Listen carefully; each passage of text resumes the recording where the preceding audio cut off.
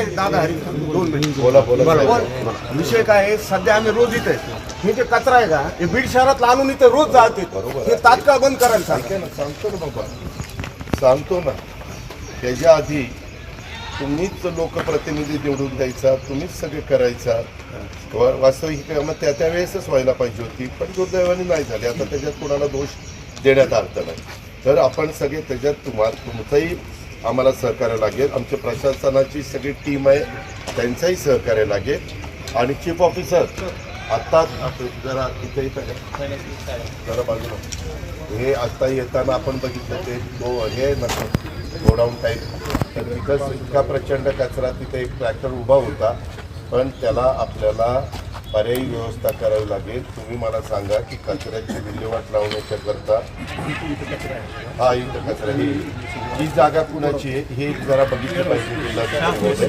ती जर राज्य सरकारच्या डिपार्टमेंटची असेल तर ती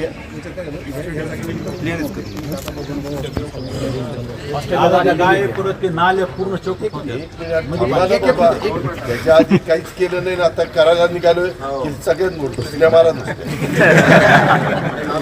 नाही. तुम्ही आलात म्हणून होप्स वाढले, दुसरं असतं तर आम्ही आलोच नसतो सांगायला. आम्ही आमच्या भागात केलंय, परंतु फक्त आमच्या भागात करून उपयोग नाही, राज्यात झालं पाहिजे. म्हणून आपण मिळून करूया. त्याच्यात तुम्ही मला मदत करा.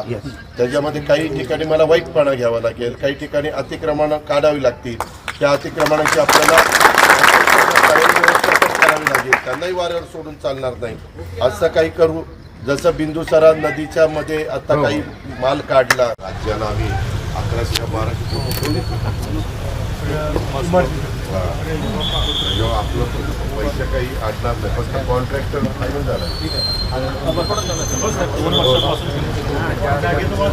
कॉन्ट्रॅक्टर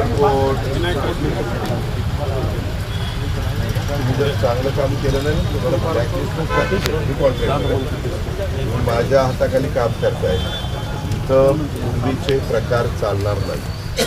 कुणाला काही द्यायचं नाही.